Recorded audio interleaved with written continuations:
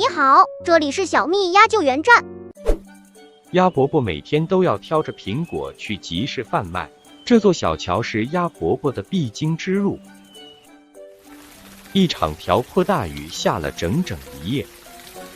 第二天，鸭伯伯来到小河旁，却不见了小桥，是大水把小桥冲毁了。哎，这可怎么办？我还得去卖苹果呢。